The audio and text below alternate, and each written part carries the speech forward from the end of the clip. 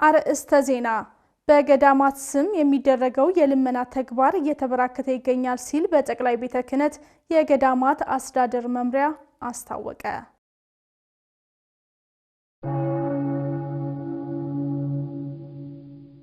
ከጊዜ ወደ ጊዜ በአንዳንድ አጥቢያዎች የድርብ ታቦታትና የንግስ በዓላት መብዛት እየተስተዋለ በመሆኑ ከሥርዓተ ቤተ ክርስቲያን እንዳንወጣ ጥንቃቄ ልናደርግ ይገባል ሲሉ መምህራነ ቤተ ክርስቲያን ገለጹ።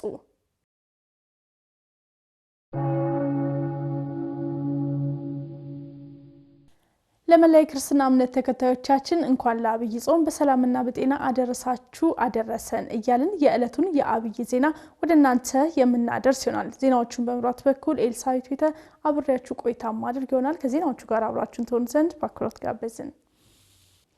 በገዳማት ስም የሚደረገው የልመና ተግባር እየተበራከተ ይገኛል ሲል በጠቅላይ ቤተ ክህነት የገዳማት አስተዳደር መምሪያ አስታወቀ። እነዚህም ተግባራት ግለሰቦችን ተጠቃሚ በማድረግ ገዳማት ተገቢውን ድጋፍ እንዳያገኙ እያደረጉ መሆናቸውን ገልጿል። ሀብቴ ብርሃኑ ከመምሪያው ኃላፊ ጋር ቆይታ አድርጓል። ተከታትለን እንመለስ።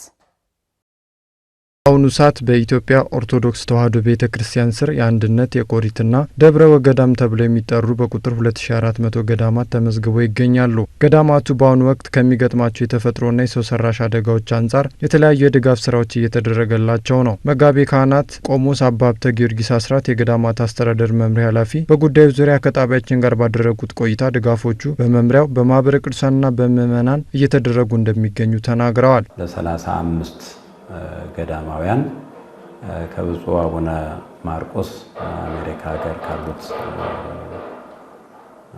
ሊቀ ጳጳስ በየዓመቱ በአንድ ጊዜ ብቻ የሚመጣ እርዳታ አይደለም። በየዓመቱ ለገዳማውያን እየላኩልን ከዚህ ቀደም ወደ 100 ሺህ ብር ረድተናል። ከዚያ በፊትም በረዱት ጊዜ እንዲሁ ወደ 50 ሺህ ብር ረድተናል።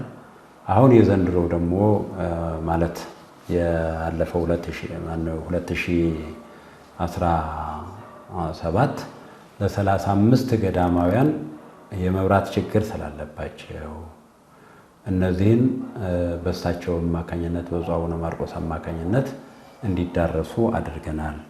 ከሌሎችም ገዳማውያን በአጠቃላይ ወደ 130 አካባቢ ገዳማት ረድተናል። በዘንድሮ ዓመትም እንደዚሁ እንድንረዳ እኒሁ ሊቀ ጳጳስ ብፁዕ አቡነ ማርቆስ ከ5 ሚሊዮን ብር ያላነሰ ገንዘብ ተበጎ አድራጊዎች ከሀገረ ስብከታቸው ይዘውልን መጥተዋል። ማህበረ ቅዱሳን ትልቅ ተቋም ነው። ማህበረ ቅዱሳን ሀቀኛ ተቋም ነው። ያንን ለገዳማት ብሎ የገባውን ቃል ያደርሳል። ልብስም ሆነ ማንኛውንም ገንዘብም ሆነ ትምህርት በገዳማውያን የሚረዱበትንም ሁሉ እናደርጋለን ያሉትን ከህዝብ የሰበሰቡትን ከምዕመናን የሰበሰቡትን ከበጎ አድራጊዎች የሰበሰቡትን ያደርሳል። ይህን እንመለከታለን። በጥቅምቱም የስብሰባችን ሪፖርት እንሰማለን። ከየሀገረ ስብከቶች ማህበረ ቅዱሳን እንደዚህ ረዳን፣ ማህበረ ቅዱሳን ልብስ አሰፋልን ለተዘጉ አብያተ ክርስቲያናት፣ ማህበረ ቅዱሳን የተቸገሩትን ረዳልን፣ ገዳማትን እንዲያደረገልን ይላል። እኛም በግንቦቱ ስብሰባ ስናደርግ ብዙ የሚችለን፣ ብዙ የሚረዳን፣ ብዙ የሚያግዘን በገዳማውያን ዙሪያ ማህበረ ቅዱሳን ነው። ይሁን እንጂ ከተጠቀሱት አካላት ውጪ ድጋፍ እናደርጋለን በሚል ሀሳብ በአሁኑ ወቅት በገዳማት ስም የሚደረገው የልመና ተግባር ተስፋፍቶ ይገኛል። ይህንንም ለማረጋገጥ ወደ ገዳማቱ ቢደወልም እየደረሳቸው አለመሆኑን ኃላፊው ገልጸዋል። ግን አሁን ብዙ ጊዜ ገዳማትን እንረዳለን ይላሉ ሰዎች። ገዳማትን እንረዳለን ይሉና በገዳሙ ስም በገዳሙ አካውንት ይቀርቡና ይህን ያህል ገዳም ተርቧል፣ ይህን ያህል ገዳም ተጠምተዋል፣ ይህን ያስፈልጋቸዋል ይላሉ። በመባሉ ሁላችንም ደስ ይለናል። እንደዚህ ያሉ ነገሮች ሲቀርቡ አይ እንደዚህ ያለ ገዳም ሊረዳ ነውና በጣም ደስ ይለናል። ምክንያቱም የተወሰነ ችግር ይቀርፍላቸዋል ብለን ስናስብ ስንጠብቅ ስንጓጓ ነገሩ አልቆ እዚያ ገዳም ላይ ደውለን እንዲህ ያሉ እርዳታዎች በስማችሁ በፌስቡክም አይተናል በሚዲያም አይተናል እና ደረሳችሁ ወይ ብለን ስንላቸው ፍጹም የለም አይደረግም። ያ ነው እኔ እንደውም የሚያሳዝነኝ እና አብዛኛውን ጊዜ ችግሩ እንዳለ ነው። በስማቸው ይለመናል፣ ግን ከችግር ተላቀው በስማችን ይሄን ያህል ገንዘብ ገባ ብለው ሰምተን ሪፖርትም አድርገውልንም አያውቁ። ስለዚህ እነዚህ ነገሮች የበለጠ እንደውም ችግሩን እያባባሰው ነው የሚሄድ። ይህ ችግር እንዲፈታ እንደ መምሪያ ገዳማት ራሳቸውን በልማት ስራዎች ላይ እንዲሳተፉ በርካታ ተግባራት እየተከናወኑ ናቸው ብለዋል። የበለጠውን ስራ ግን በጥረታቸው፣ በጉልበታቸው፣ በእውቀታቸው እንደው እግዚአብሔር መረድቷቸው እየሰሩ ያሉ አሉ። ነገር ግን እንደ ጥቅል ሁሉም ግን ቢሰሩ እንደ ጥቅል ሁሉም ቢሰራ ሁሉም ከአንዱ ልምድ ቢቀስ ሁሉም ገዳማውያን ተቸግር ይላቀቃል። እንደሚታወቀው ነገ የካቲት 9 ቀን 2018 ዓ.ም የአብይ ጾም ይገባል። የዚህ ጾም የመጀመሪያው ሳምንት ዘወረደ ይባላል። ስያሜውና ሚስጥሩን በተመለከተ ባልደረባችን ተመስገን ፈቃዱ ያዘጋጀውን አሸናፊ ቢሻው በተከታይነት ይዞልን ይቀርባል። አብይ ጾም ጌታችን መድኃኒታችን ኢየሱስ ክርስቶስ ስለ ሰው ልጆች ሲል በደረሰበት መከራ የምናዝንበት፣ በሰጠን ኃይል ከሰይጣንና ከፈቃድ ሥጋ የምንዋጋበት ነው። የዚህ ጾም የመጀመሪያ ሳምንት ዘወረደ ይባላል። ይህም የጠፋውን የሰው ልጅ ለመፈለግ ወደዚህ ዓለም መምጣቱን የሚገልጽ ነው ይላሉ መላከ ሰላም ቀሲስ ደረጀ ነጋሽ። ከሰማይ ሰማያት መውረዱን ከመቤታችን መወለዱና ሰውን ለማዳን መምጣቱን እንዲሁም ደግሞ ቅዱስ ዮሐንስ ወንጌል ላይ እንደነገረን ከሰማይ ከወረደው በስተቀር ወደ ሰማይ የወጣ የለም፣ እርሱም በሰማይ የሚኖር የሰው ልጅ ነው ይላል። እንግዲህ የሰው ልጅ በሰማይ የመኖርን እድል ያገኘበት ምስጢረ ተዋሕዶ እዚህ እንመለከታለን። ከሰማይ የወረደው ሲባል ቃል ከሰማይ ሰማያት ወርዷል፣ መለኮት ከሰማይ ሰማያት ወርዷል፣ የእመቤታችን የቅድስት ድንግል ማርያም ሥጋ ተዋህዷል። አሁን ደግሞ በሰማይ ያለ የሰው ልጅ ሲል የሰው ልጅ ያገኘውን ክብር የሚያመለክት የወረደው ቃል ያረገው ፈጣሪ መድኃኔዓለም ኢየሱስ ክርስቶስ የሰው ልጆችን እንዳዳነ የምናጠይቅበት የምናዘክርበት ጊዜ ስለሆነ ዘወረደ የሚለውን ስያሜ እንዲሰጠው ተደርጓል። መልአከ ሰላም አክለውም የመጀመሪያው ሳምንት ስለሆነበት ምክንያትም ያስረዳሉ። ሁለት የተለያዩ ምክንያቶች አሉ። አንድ ዘወረደ ዕለተ ሰንበቱን ተከትሎ ጾመ ሕርቃል የምንለውን ጾም እናገኛለን። ይኸውም በ614 ዓመተ ምህረት ኪሪዮስ የተባለ የፋርስ መሪ ተነስቶ ወደ እስራኤል በመዝመት እሌኒ ንግስት ያገኘችውን መስቀል ወስዶ ወደ ፋርስ አስገብቶት ነበር። በዚህ ምዕመናን ክርስቲያኖች በጣም ያዝኑ ስለነበረ በዛ ሰዓት ሀዘንና ለክርስትና የተሰጠው እድል አነስተኛ ስለነበረ የሮሙን ንጉስ ሕርቃል የተባለውን መሪ በ628 ዓመተ ምህረት ይጠይቁታልና የኔ ጌታ መስቀል እንድታመጣለን ጠይቃለን ሲሉት ሐዋርያት እንዳዘዙት ሰው በሞቱ አይቀርምና ሰው የገደለ እድሜ ልኩን ይጹም ይላል። ስለዚህ እኔ በዚህ ነገር መጠየቅ አልፈልግም ብሎ ቢላቸው እድሜውን ገምተው የሱን እድሜ ወደ ጾም ቀይረውት በየቀኑ ቀይረውት ህዝቡ ሲከፋፈል አንዳንድ ሳምንት ደርሶታል። ስለዚህ እሱ ሄዶ ድል አድርጎ ጌታን መስቀል ወደ ቦታው ከመለሰ በኋላ በሱ እድሜ ልክ አንዳንድ ሳምንት ምዕመናኑ ይጾሙ ነበር።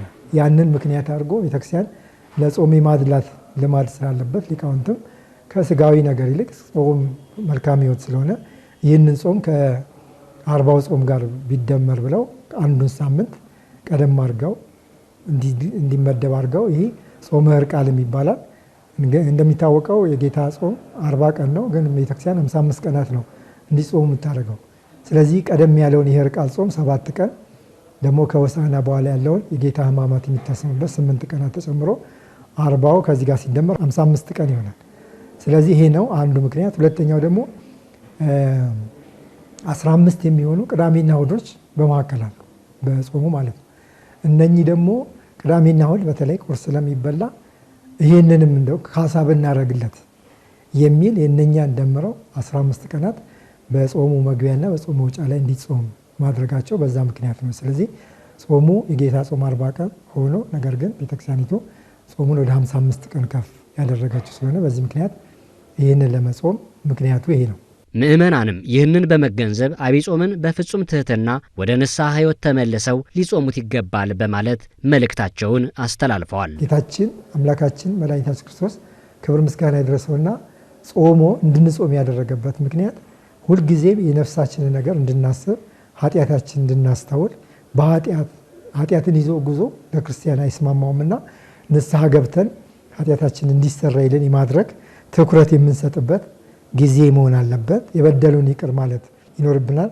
ልባዊ ጸሎት ማቅረብ ደግሞ ከኛ ይጠበቃል። ብቻችንን አይደለንም። በዓለም ውስጥ የምንኖረው የዓለም ስርዓት መፋለስ፣ የአካባቢ መጓደል፣ ብዙ ነገሮች ሲቀያየሩ ስናይ በጾም ነው በጸሎት ነው እግዚአብሔር ጋር አቅርበን ጌታ ሆይ ይህን ነገር አስወግድ የምንለው።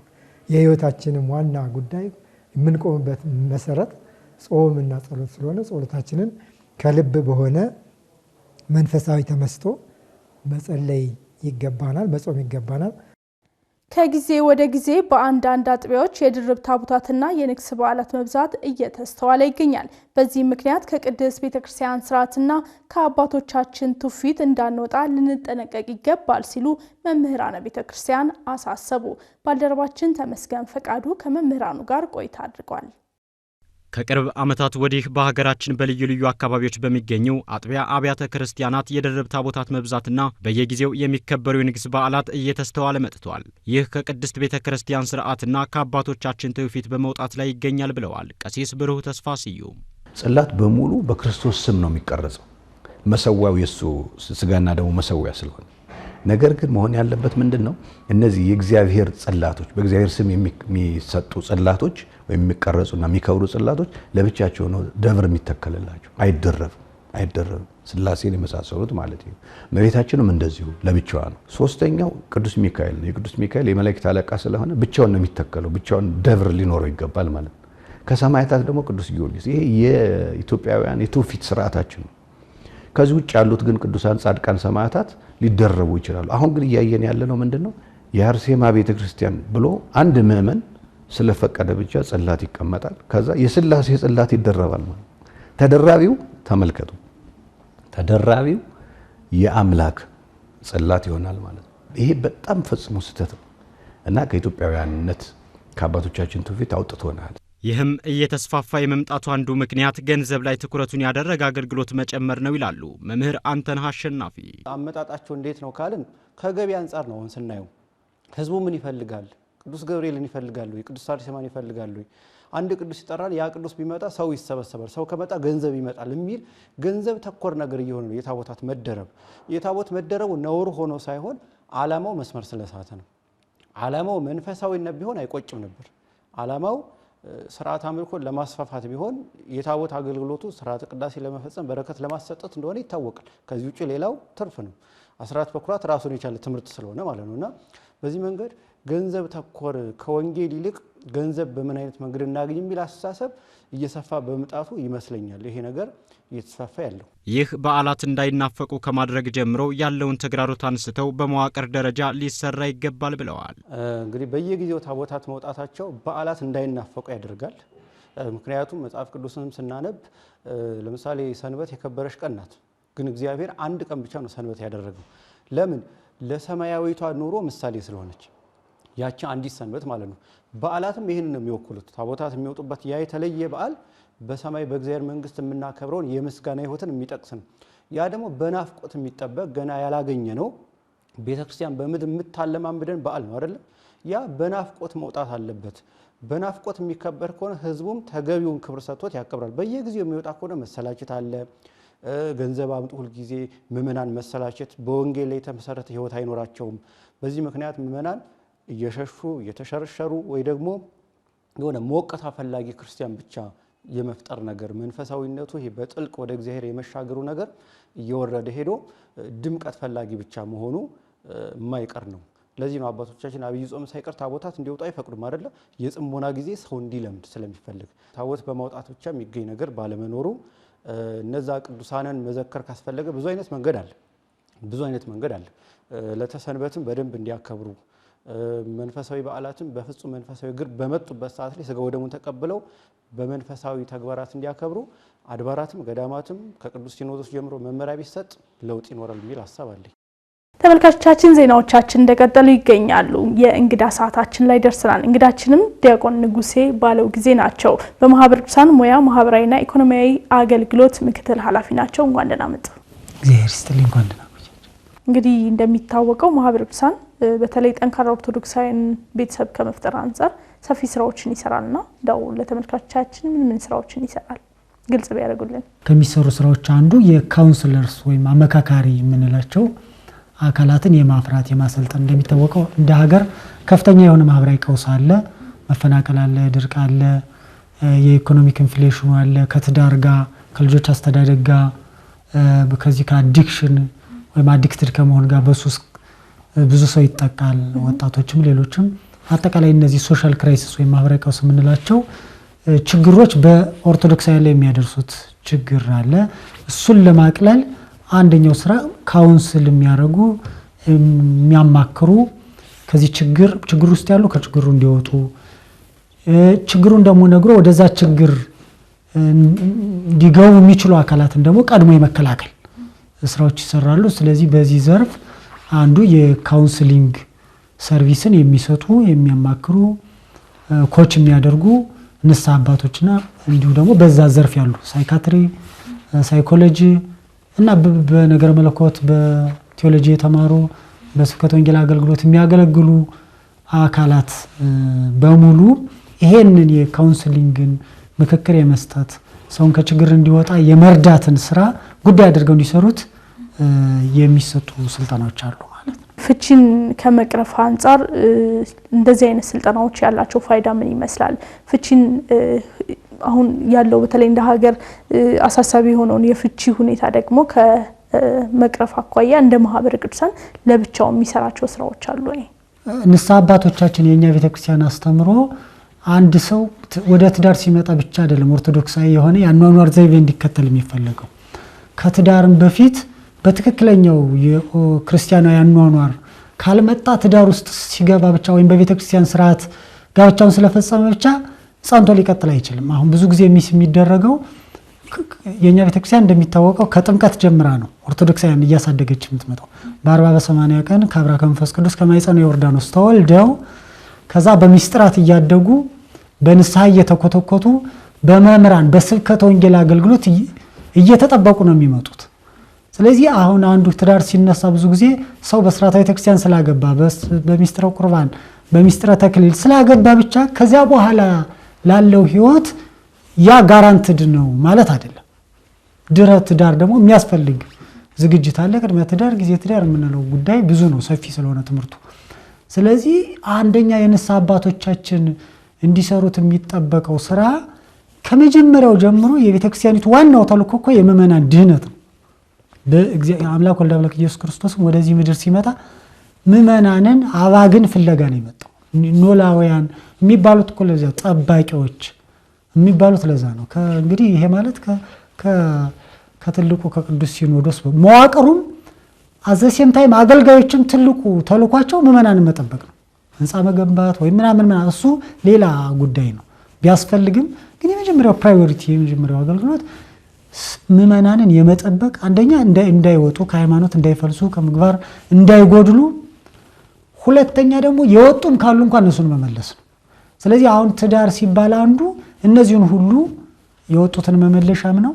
ለዛ እኮ ነው ስርዓተ ማሐሰባን የሚባለው የቁርባን ስርዓት የመጣው በተለያየ መንገድ ሰው ንጽህናውን ቢያጣ እንኳ በዛው ተስፋ ቆርጦ እንዳይቀር ነው የቁርባን ጋብቻ ወይም የማሐሰባን ስርዓተ ጋብቻ የሚለው ስርዓት የሰራቸው የተክሊሉ እንዳለው ነው ማለት ነው። ስለዚህ አንዱ ችግር የሚጠበቀው በአጠቃላይ ሙሉ በሆነው የቤተክርስቲያኒቱ ትምህርት ካላለፈ ሰው ጋብቻ ላይ ሲደርስ ብቻ በስርዓተ ቤተክርስቲያን ስለተጋባ ብቻ ጋራንትድ ሊሆን አንዱ እሱ ነው። ግን እሱ ጋራንትድ ሊሆን አይችልም። ብዙ ጊዜ አንዱ እሱ ስለሆነ የምናየው ማለት ነው። በተለይ እንግዲህ እንደሚታወቀው ያው ፍቺ ሲፈጠር እንደ ሀገርም እንደ ቤተክርስቲያንም የሚያሳድራቸው ከፍተኛ ጫናዎች አሉ። እንደ አሃታ ቤተክርስቲያናት ለምሳሌ እንደ ኮፕቲክ ቤተክርስቲያን ስንመለከት ምንም አይነት ፍቺ በትዳር ውስጥ አይፈጸምና እንደዛ ቤተክርስቲያናችን እንደዛ አይነት አሰራሮች እንድትከተል ምን መደረግ አለበት? በተለይ ኦርቶዶክሳዊ ቤተሰብ የተጠናከረ ሆኖ ለትውልድ መሸጋገር እንዲችል በቤተክርስቲያን በኩል ምንድነው መስራት ያለበት? ጥሩ እግዚአብሔር ይስጥልኝ። እንግዲህ ዋናው ነገር አንደኛ ቤተክርስቲያን እንደ ተቋምም አገልጋዮች እንደ አገልጋይም ይሄን ጉዳይ አድርገው መያዝ አለባቸው። አሁን አንዱ መሰረታዊ ችግር ቅድም ያልኩት ነው። አንደኛ ትውልዱ በትክክለኛ የቤተክርስቲያን ትምህርት ስርዓት እንዲያልፍ፣ ትምህርት ስንል ይሄ የይሁድ ስብከት ማለት አይደለም። ትምህርትና ስብከት ስለሚለይ በነገራችን ላይ ስብከት የሚሰጠው ለአማንያን ነው። ለአማንያን ማለት ሰው በስነ ምግባር ወደ ጾም፣ ወደ ጸሎት፣ ወደ ስግደት ይሄ ትክክለኛውን የሆነ የክርስቲያናዊ አኗኗር ገንዘብ እንዲያደርግ ነው ስብከት የሚሰጠው እንጂ በስብከት ሰው ኦርቶዶክሳዊ ሊሆን ወይም የቤተክርስቲያኒትን ትምህርት ሊያውቅ አይችልም። የቤተክርስቲያኒቱ ትምህርት ሰፊ ስለሆነ ማለት ነው። ስለዚህ አንደኛ እንደ ቤተክርስቲያን እንደ ተቋምም እንደ አገልጋይም በቤተክርስቲያን ውስጥ ያሉ አካላት እንዲያስቡት የሚፈልግ አንደኛ ጋብቻን ራሱ ኢሹ አድርገን ይዘነዋል። እንደ ተቋም ኦርቶዶክሳዊ ጾታ ትምህርት መቼ ነው የሚሰጠው? እንዴት ነው የሚሰጠው? በዚህ ጉዳይ አስተምረንስ ተከታታይ የሆነ ትምህርት ሰጠን እናውቃለን ወይ? ሰው እኮ በቃ አንዳንዴ እኮ ምሎ በቃ በስርዓተ ቤተክርስቲያን ማግባት ፈልጋለሁ ስላለ ብቻ መጥቶ እኮ ሊጋባ ይችላል። እሱ መልካም ነው፣ ክፉ ነው እያልኩ አይደለም፣ መሆንም አለበት። ግን ቀድሞ ትምህርት ተምሮ በተገቢ ሁኔታ አልፎ የሚያስፈልገውን ፕሮሲጀር እና የሚያስፈልገውን ትዳር ውስጥ ሲገባ ሊያጋጥሙት የሚችሉ ፈተናዎች በትዳር ውስጥ እንዴት ነው በቅድስና መኖር የሚቻለው? ስለዚህ ሰው በመጀመሪያ አንደኛ በትክክለኛው የትምህርት ፕሮሲጀር እንዲያልፍ ወጣቶችን ምዕመናን መርዳት አለባት ቤተክርስቲያኒቱ። ስለዚህ እንደ ተቋም ይሄንን ጉዳይ ራሱ ጉዳይ አድርጎ መያዝ ይፈልጋል። ቤተሰብ ልክ መንግስት የቤተሰብ መምሪያ ወይ ማህበራዊ ጉዳይ ምናምን ይባላል። እኛ ጋር ይሄ ማን ነው የሚመለከተው? ስብከተ ወንጌል መምሪያ ነው ወይስ ገዳማት መምሪያ ነው ወይስ ከዛ ስንሄድ አጥቢያ ላይ ማን ነው? ልማት ኮሚቴ ነው? የቤተሰብ እንትኑም የለም። በቃ ይሄንን የሚሰራው የሚጠበቅበት አካል አለ፣ ስብከተ ወንጌል ዋቴቨር የሚባለው ግን ያንን ሊያስፈጽም የሚችል ግን ስልታዊ አደረጃጀት የለም። ያ ደግሞ በጣም ፈተና ነው እውነት ነው መናገር ማለት ነው። እኛም እንግዲህ በወቅታዊ አምድ መርሃ ግብራችን በሰፊው የምንዳስሰው ይሆናል። እናመሰግናለን ለመረጃው።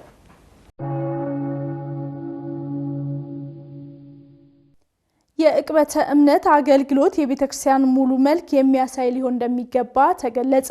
ይህንን ያሉት የዕቅበተ እምነት አገልግሎት አስፈላጊነትን አስመልክቶ ከጣቢያችን ጋር ቆይታ ያደረጉት መምህር አቤል ካሳውን ናቸው። አየለ ስራኒ ተጨማሪ አለው። የምንፍቅናን ትምህርት ይዘው የተነሱ መናፍቃን በቤተ ክርስቲያን ታሪክም በልዩ ልዩ ዘመናት መነሳታቸው ይታወቃል። ሊቃውንት አባቶቻችንም መናፍቃኑ ላመጡት ስሁት አስተምህሮ ተገቢው መልስ ሰጥተው በመርታት ከቅድስት ቤተ ክርስቲያን ለይተዋቸዋል። ከማውገዛቸው በፊትም ረጅም የጸሎት ጊዜ እንደነበራቸውም ይታወቃል። የሚሆነው አባቶቻችን ዓላማቸው የሳቱት ከሃዲያን መንፈስ ቅዱስ ለስተታቸው እውነቱን ይገልጥላቸው ዘንድ በመሻታቸው ነው። እናም ይላሉ የዘመናችንም የዕቅበተ እምነት አገልግሎት የሚሰጡ አገልጋዮች የአባቶቻችንን ፈለግ ሊከተሉ ይገባል ሲሉም የሚናገሩት መምህር አቤል ካሳውን ናቸው።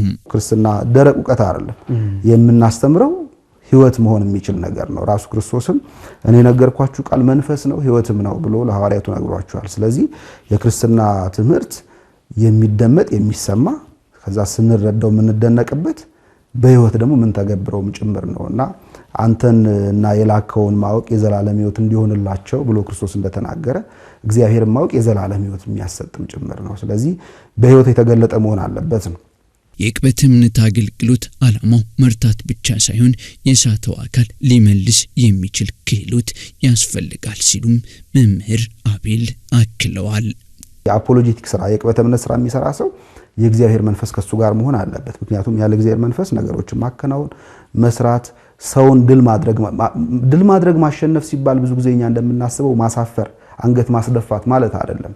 የዕቅበተ እምነት ስራ በዋናነት የሚሰራበት ትልቁ ዓላማ ሰዎችን ለማዳን ስለሆነ ማለት ነው እና መጽሐፈ ነገሥት ላይ ቢገርም እያለቀስክ ተከራከር ሚል ንባባል። እያለቀስክ ተከራከር ለምን የሚለውን ሲመልስ የሚሰማህን ሰው ተጠቅሞ ዘንድ እና የአፖሎጂቲክ ስራ የዕቅበተ እምነት ስራ በፍቅር የሚከናወን ነው። ያንን ነፍስ ለማዳን ወደ እውነተኛው በረት ለመመለስ ለዚያ ሰው ከማሰብና ከመውደድ የሚመነጭ መንፈሳዊ ተግባር ስለሆነ እልህ የተቀላቀለበት መሆን የለበትም። የቤተ ክርስቲያንን ትምህርት ለሚነቅፉ ካህዲያን መልስ መስጠት ትርፍ ከሌለው መከራከሩ ኪሳራ ነው ሲሉም አስረድተዋል።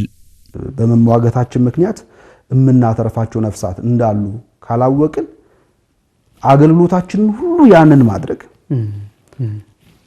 ምእመናን ጥያቄ ካልተነሳ የሆነ ሰው ተነስቶ ሃይማኖቱን ካልተሰደበ እነሱም የመማር ተነሳሽነት እንዳይኖራቸው ማለት በቃ ትምህርት በጥያቄና መልስ ብቻ ጥያቄና መልስ ማለት በዛ በኩል የሚሳደብ የሚነቅፍ በዚህ በኩል ደግሞ ደግፎ መልስ የሚሰጥ እንደዚህ ካልሆነ የማይደምቅ ጉባኤ የሚመስላቸው እንደዚህ አይነት ሐሳብ ዴቨሎፕ እያደረጉ ይመጣሉ። ምእመናን በቤተ ክርስቲያን መሰረት ላይ ሊያነጻቸው የሚችል ትምህርት በመስጠት ላይ ሊተኮር ይገባል በማለትም መልእክት አስተላልፈዋል። በቤተ እምነት ሥራ አማካኝነት በሚደረጉ ጥያቄና መልስ ምናምን ብቻ ገብተው የቤተክርስቲያንን ትምህርት ሙሉ የሚያገኙ ይመስላችሁ ሰዎች አሉና ያ ጥያቄና መልስ ነውና የቤተክርስቲያንን በጣም ጥቂቷን ገጽታዋን ነው እንጂ የሚያሳየው ሙሉ መልኳን የቤተክርስቲያንን መልክ አያሳይም። ስለዚህ የቤተክርስቲያን ሙሉ መልክ ማለት እንደው ቤተክርስቲያንን ቢያንስ ምን ትላለች ምን ታስተምራለች የሚለውን ነገር በተሻለ መንገድ ለመረዳት ቁጭ ብለው ደግሞ ማጥናት አለባቸው። ምስጢረ ሥላሴ፣ ምስጢረ ሥጋዌ፣ ሌሎች የቤተክርስቲያን ትምህርቶች እንዴት ናቸው የሚለው ከነቃፊና ከጥያቄ ደግሞ ባለፈ እነሱ ቁጭ ብለው ከጥሩ ምንጭ ደግሞ ለመቅዳት መሞከር ይጠበቅባቸዋልና አገልግሎታችን ሁሉ የክርክር እንዳይሆን ጥንቃቄ ማድረግም ያስፈልጋል። በአዲስ አበባ ሀገረ ስብከት የጉለሌ ጽርሐ አርያም ቅዱስ ሩፋኤል ቤተክርስቲያን ያለውን የአብነት ትምህርት ለትውልድ ለማስተላለፍ ሰፊ ስራዎችን መስራቱን ገለጸ። ቤተክርስቲያኑ ከ140 ዓመት በላይ ያስቆጠረ ሲሆን የቅዱስ ያሬድን ዜማ ጠብቆ እንዲተላለፍ የበኩሉን መወጣቱን አስታውቋል። ተመስገን ፈቃዱ ተጨማሪ አለው። አንድ ደብር የራሱ ቀለም አለው ሲባል ለምሳሌ መጻሕፍት ባልተጻፉበት ዘመን አባቶች በትውፊት ሲያወርዱት የመጡት ቀለም አለ። የራሱ ቀለም ማለት ያ ከላይ ሲመጣ የመጣው ሲወርድ እዚህ ይደርሳል። ያ ነው የቦታ ቀለም የሚባለው። በትውፊት በቃል በቃል እያሸጋገሩ አምጥተው እኛ ላይ የደረሰ ቀለም ነው። ስብሐተ እግዚአብሔር ነው ማለት ነው። እንግዲህ የቦታው ስብሐት ሲባል በአዲስ አበባ ሀገረ ስብከት ውስጥ ቀደምትና አንጋፋ ከሆኑት አብያተ ክርስቲያናት መካከል ከ140 ዓመት በላይ ያስቆጠረው የጉለሌ ጽርሐ አርያም ቅዱስ ሩፋኤል ቤተክርስቲያን ተጠቃሽ ነው። ደብሩ የራሱ የሆነ ትውፊታዊ ቀለም ያለው መሆኑንም ቀደም ሲል መምህራኑ ገልጸውልናል። ይህንን ቀለምም ከትውልድ ወደ ትውልድ እንዲተላለፍ ከመጽሐፍ ማሳተም ጀምሮ ሰፊ ስራዎች እየተሰሩ መሆናቸውንም ጠቁመዋል። እስከ ዛሬ ድረስ በቃል ነበረ እየተላለፈልን ስናገለግልበት የነበረው። አሁን ግን ለትውልድ እንደው በጥራዝ መልክ በመጽሐፍ መልክ አዘጋጅቶ በምልክት አመልክቶ ለትውልድ እንዲተላለፍ ማድረግ አለብን ብለን ስላመንን ከ2 ዓመት በላይ ስናስብበት ነበረ። ብዙ ሊቃውንቶችም ተሳትፈውበታል። ያው በመጽሐፍ ያለ ነገር ምን ጊዜም ከትውልድ ትውልድ ይተላለፋልና ወደፊትም አዲሱ ትውልድ ይህንኑ የቦታውን ቀለም እንዲገለገልበት ለማድረግ ታስቦ የተዘጋጀ ነገር ነው። አንደኛ የደብሩን ቀለም የድሮውን በጠበቀ መልኩ አሁን ያለውንም በማስታረቅ የመስራት ስራ ነው እየተሰራ ያለው። ትውልዱ ይህንን ነገር ተቀብሎ እንዲያሳልፈው መጽሐፉ የቦታውን እንትን በጠበቀ መልኩ ተሰርቷል አሁን ባለው ደረጃ። መምህራኑ አክለውም መሰል አይነት ስራዎች መሰራታቸው ያለውን አስተዋጽኦ ገልጸውልናል። በየጊዜው የሚነሱ በመጥፋት ላይ የነበሩ ቀለሞችንም በመሰብሰብ አሁንም ያሉትን እንትን በማለት በየጊዜው በሚመጡ ሊቃውንት ላይ አንድ አይነት አገልግሎት እንዲሰጥ ለማድረግ ነው። በብራና ፍቀው ቀለም በጥብጠው እዚህ አድርሰውልናል።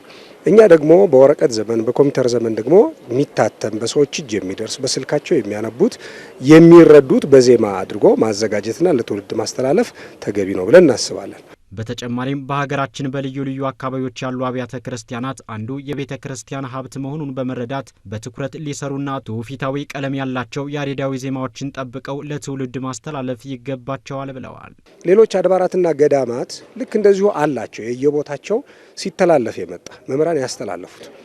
ስለዚህ እነሱም አሁን ይህንን አራያ እንዲያደርጉ እንፈልጋለን። በእርግጠኝነት ሁሉም አድባራት ላይ ሁሉም ደብሮች ላይ ይኖራል የተለየ የቦታ ወዝ የተለየ ዜማ ይኖራል። እነዚህን ጽፎ በምልክትም አመልክቶ ለትውልዱ ማስተላለፍ አባባሉንም ይትባሃሉንም ሁሉ ለትውልድ ማስተላለፍ የታሪክ አካል ይሆናል ማለት ነው። በተጨማሪ ይህም ትውልዱም ደግሞ ያንን የአባቶቹን ቀለም እያጠና የሚሄድበት የማህበር ቀለም የቅጸላ መርሃ ግብሮች እንደዚሁም የየቦታውን ደግሞ ቀለም የሚያዘጋጁ አባቶች እንደዚሁ መደብ ሰዓት ሰጥተው ልጆቹን የሚያስቀጽሉበት መርሃ ግብሮች ቢኖሩ በጣም ጥሩ ነው የሚሆነው። ተመልካቾቻችን ዜናዎቻችን እንደቀጠሉ ይገኛሉ። በልዩ ልዩ አህጉረ ስብከቶች በተቋቋሙ ማህበራዊ ሚዲያዎች የሚሰሩ ዘገባዎች ቅድስት ቤተክርስቲያን አላስፈላጊ ችግር ውስጥ እንዳይከቱ ጥንቃቄ ሊደረግባቸው እንደሚገባ ተጠቆመ። ዘገባዎቹ መፍትሄ አመላካችና የሚቀርቡ ይዘቶች ላይም ከፍተኛ ትኩረት ማድረግ ይገባል ተብሏል። ሀብቴ ብርሃኑ ማህበራዊ ሚዲያ ዘመኑ ካፈራቸው ቴክኖሎጂዎች እንደሆነ ይጠቀሳል። በእነዚህ ሚዲያዎች በርካታ መረጃዎች በተለያዩ ቅርጾች ተቀናብረው ለህዝብ የሚቀርቡበት መንገድ ነው። በዚህ መነሻነት በልዩ ልዩ አህጉረ ስብከቶች የማህበራዊ ሚዲያ ገጾች ተቋቁመው ለምዕመናን ተደራሽ እየሆኑ ይገኛሉ። እነዚህ ሚዲያዎች ከዘገባና ከሌሎች ይዘቶች አንጻር እንዴት ይመለከቱታል ስንል መምህር ተመስገን ዘገየን ጠይቀናል። ብዙዎቹን ስታያቸው ችግር አያሳዩ። እኔ አሁን ስመለከታቸው በዚህ አካባቢ የነበሩ ችግሮችን ኢቨን የትኩረት አቅጣጫዎችን ወደፊት ምን አካባቢ ላይ አተኩሮ መሰራት እንዳለበት የሚጠቁሙ ጉዳዮችን ከማሳየት ይልቅ እንትኑን ያጎላል።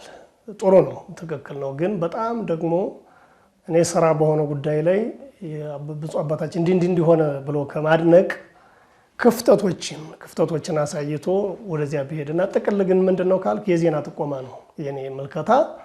መምህር ተመስገን አክለውም በአህጉረ ስብከቶቹ ማህበራዊ ሚዲያዎች የሚሰሩ ዘገባዎች የይዘት ችግሮችን ጨምሮ ሌሎች ክፍተቶች እንደሚታዩባቸው አንስተዋል። ዋናው ክፍተት እንግዲህ እንዳልኩ ያው ችግር አውርቶ የችግር የመፍትሄ አካል የሚሆን ነገር የሚያመጣን ያላይ እኔ የባለሙያም ክፍተት ያለባቸው እንዳሉ ያለው ከሙያ አንጻር ባለሙያ የሚፈልጉ አሉ። የዜና ባለሙያ ዜና መሆን ይችላል፣ ያ ሪሊ ዜና መሆን የሚችል ነው ብለህ ደግሞ በባለሙያ የዜና ባለሙያዎች ጋር ስትመካከርበት ለአቅመ ዜና የማይመጥኑ ጉዳዮች ሁሉ ተለቀውበት ታያለ። ከዚያ ውጭ ያየሁት ስህተት ምንድነው ክፍተቱ የማየው የእድሜ ደረጃን ኮንሲደር ያደረገ አይደለም። ማለት ለህፃናት አሁን ሌሎች የውጮችን በኋላ ልናየው እንችላለን። የነ ሶሪያ የነ ግብጽ የነ አርመንን ማየት ትችላለህ። ለእያንዳንዳቸው የእድሜ ገደብ ኮንሲደር ያደረጉ የሚቀርቡ ዜናዎችም አሉ፣ ጽሁፎች አሉ። ለእኛ እኩል ነው። ምንም የሚወረወረው ነገር ገጾቻችን ጋር መታየው የእድሜ ገደብን ኮንሲደር ያደረገ አይደለም። ከዚያ ውጭ ግን እኔ የተጠናከረ ኤዲቶሪያል ቦርድ ቢኖራቸው ጥሩ ነው፣ አርትዖት የሚሰሩ አካላት።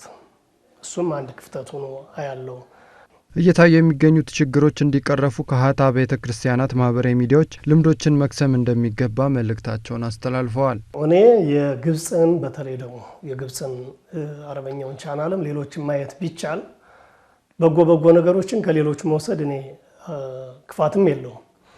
ከዚያ ውጭ ግን ምንድን ነው የሚዲያው ጥቅም የሚለውን ቆም ብሎ ማሰብ ነው። ሚዲያው የተቋቋመው ለምንድን ነው? ምዕመናን ስለኛ ድረገጽ ወይም ስለኛ ዜና ምን ይላሉ የሚል የሀሳብ መሰብሰቢያ ቢኖራቸው ጥሩ ነው። ለምን ሰው ግልጽ ይናገራል። ብዙ ባለሙያዎች አሉ፣ እድልና ጊዜ ያላገኙ ግን ያንን አንበው ደግሞ የሚያደንቁም አሉ፣ ደግሞ የሚተቹም አሉ። ስለዚህ ሰዎች ምን ይላሉ የሚለውን በዚያ መንገድ ቆም ብሎ ማየት ያስፈልጋል። ምክክሮች፣ ስልጠናዎች፣ የመመሪያዎች ደግሞ ቢዘጋጁ ዓለም አቀፍ በሆኑ ቋንቋዎች ሁሉ ማድረስ አለብን ማለት ነው። በዛሬው ዕለት ታስበው ከሚውሉት ቅዱሳን መካከል በዓለ ስምዖንን የተመለከተ አጭር ታሪክ ወደ እናንተ ይደርሳል። እሱን ተከታትለን ተመልሰን እንገናኝ። በዓለ ስምዖን ጌታ በተወለደ በ40 ቀኑ ራሱ የሰራውን ሕግ ይፈጽም ዘንድ ወደ ቤተ መቅደስ ገብቷል። እንደ ሥርዓቱም እናቱ ቅድስት ድንግል ማርያምና አረጋዊው ቅዱስ ዮሴፍ የርግብ ግልገሎችና ዋኖስ አቅርበዋል። ለ284 ዓመታት የአዳኙን መምጣት ይጠብቅ የነበረው አረጋዊ ስምዖን በዚህች ዕለት ስላየውና ስለታቀፈው ዕለቱ በዓለ ስምዖን ይባላል። ከ9 የጌታ ንዑሳን በዓላትም አንዱ ነው። ይህስ እንደምን ነው ቢሉ ከዓለም ፍጥረት በ5200 ዓመተ ዓለም በጥሊሞስ የሚሉት ንጉሥ በግሪክ ነገሰ። በጊዜውም በኃይለኝነቱ ሁሉን አስገብሮት ነበርና ዓለሙን እንደ ሰም አቅልጬ እንደ ገል ቀጥቅጬ ገዛሁት፣ ምን የቀረኝ ነገር አለ ሲል ተናገረ። ባሮቹም አንድ ነገር ቀርቶሃል፣ በምድረ እስራኤል ጥበብን የተሞሉ 46 መጻሕፍት አሉ፣ እነርሱን አስተርጉም አሉት። ያን ጊዜ እስራኤላውያንን አስገብሯቸው ነበርና 46ቱን የብሉይ ኪዳን መጻሕፍት ከ72ቱ ምሁራን ወይም ተርጓሚዎች ጋር እንዲያመጡለት አዛዦቹን ላከ። እነርሱም 46ቱን የብሉይ ኪዳን መጻሕፍት ከ72ቱ ምሁራን ጋር አመጡለት። አይሁድ ክፋተኞች መሆናቸውን ሰምቷልና 36 ድንኳኖችን አዘጋጅቶ ጥንድ ጥንድ ሆነው እንዲሰሩ ሲተረጉሙ እንዳይመካከሩ 36 ጠባቂዎችን ሾመባቸው። ይህ ነገር ለጊዜው ከንጉሱ ቢመስልም ጥበቡ ግን ከእግዚአብሔር ነው። ምክንያቱም በጊዜ ሂደት መጽሐፍተ ብሉያት በአደጋ እንደሚጠፉ ያውቃልና ሳይበረዙ ለእኛ ለአዲስ ኪዳን ክርስቲያኖች እንዲደርሱ ነው። ስለዚህም ከክርስቶስ ልደት 284 ዓመት በፊት 46ቱም የብሉይ መጽሐፍት ከዕብራይስጥ ወደ ጽርዕ ልሳን በሰባው ሊቃናት አማካኝነት ተተረጎሙ። ለአረጋዊ ስምዖን ትንቢተ ኢሳይያስ ደርሶት እየተረጎመ ምዕራፍ 7 ላይ ሲደርስ ግን ናሁ ድንግል ትጸንስ ወትወልድ ወልደ የሚል አይቶ አሁን እንኳን የአሕዛብ ንጉሥ የእስራኤልስ ቢሆን ድንግል በድንግልና ጸንሳ ትወልዳለች ብለው እንዴት ያምነኛል ሲል አሰበ። በዚያውስ ላይ ኢሳይያስ በምናሴ የተገደለው ስለዚህ አይደል ብሎ ቃሉን ሊለውጠው ወሰነ። አመሻሽ ላይም ድንግል የሚለውን ወለት ሴት ልጅ ብሎ ቀየረው። እርሱ ሲያንቀላፋ ቅዱስ መልአክ ወርዶ ድንግል ብሎ አስተካከለው።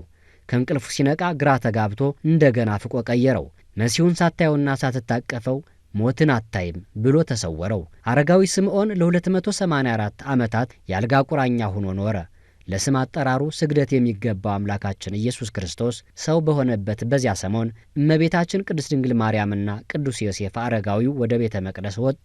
ሕግን የሠራ ጌታ እርሱ ፈጻሜ ሕግ ይባል ዘንድ የርግብ ግልገሎችን ይዘው በተወለደ በ40 ቀኑ ወደ ቤተ መቅደስ አስገቡት።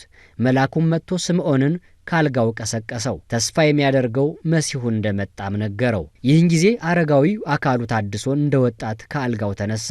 ወደ ቤተ መቅደስ ገብቶ ሕፃን ጌታን ከድንግል እናቱ እጅ ተቀበለው። ከደስታው ብዛት የተነሳም አቤቱ ባሪያህን እንደ ቃልህ በሰላም አሰናብተው ሲል ጸለየ። ትንቢትንም ተናገረ።